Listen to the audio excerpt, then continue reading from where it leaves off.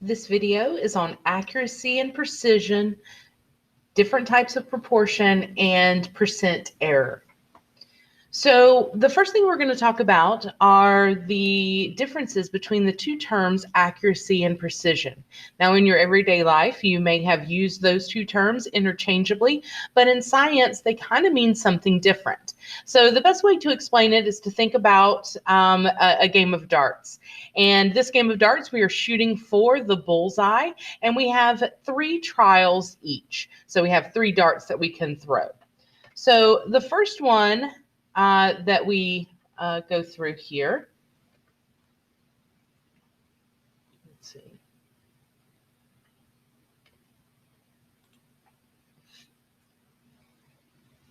That was pretty good. All 3 darts hit very close to the bullseye. Here, all 3 darts were pretty close together there in the middle. And then in the last one, the darts were all over the place. That's how I play. So how do they compare? Well, if we were to describe these with the terms accuracy and precision, we would say that the first one is both accurate and precise. The middle one is precise because, but not accurate. And the last one is neither accurate nor precise. So with that, you should be able to kind of think about what the difference between accuracy and precision is.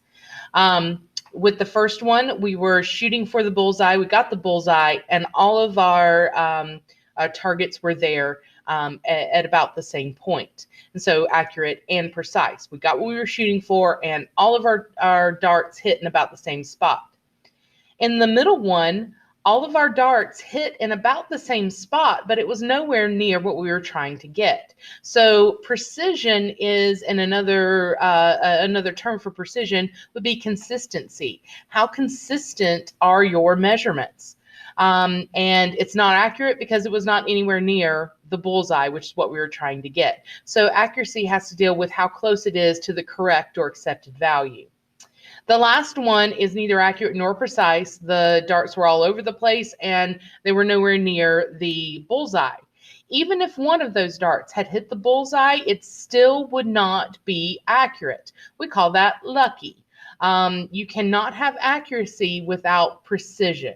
So your experiments in science need to be repeatable, and we like for them to be accurate as well. All right, so accuracy is the closeness of measurements to the correct or accepted value, and precision is the closeness of a set of measurements of the same quantity made in the same way. So as you do an experiment, you should get repeatable results, and that's your precision there. Okay, so now let's look at different types of proportion because we will be talking about different variables in this class, and how they relate to one another is a very important part of your understanding in chemistry. So the first one we're going to talk about is direct proportion, and here I have a graph, I think, of mass and volume. And if we graph mass versus volume, we find that if we double the mass of something, its volume also doubles. So the variables move in the same direction. As one variable increases, the other variable also increases. And when you graph those two variables together, it is going to form a linear graph. It looks something like this. And the slope of this graph with mass and volume is your density. Inverse proportion is where you have one variable increasing and the other variable decreasing. The graph I have here at the bottom is pressure and volume.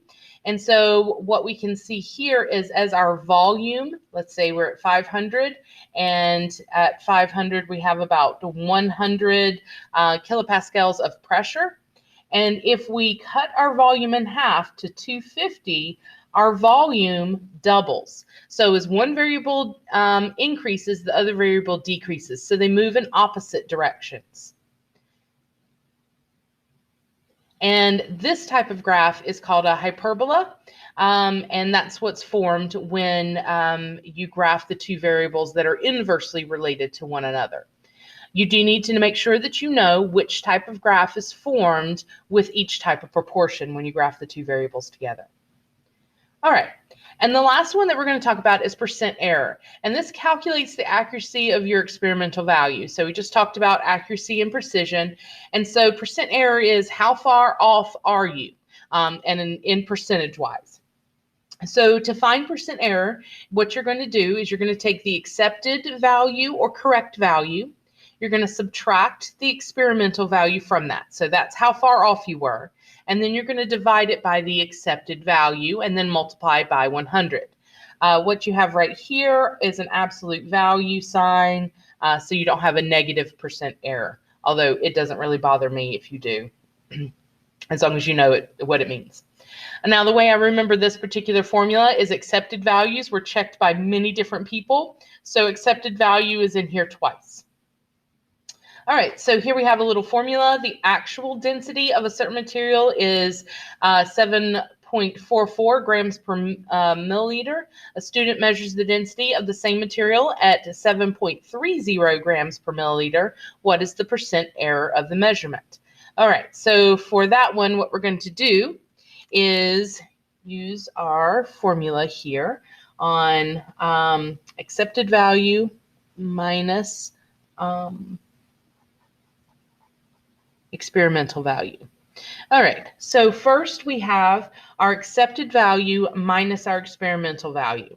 Our accepted value, the correct value, would be that 7.44 grams per milliliter minus the experimental value, what you actually got, and in this case it would be the 7.30 grams per milliliter.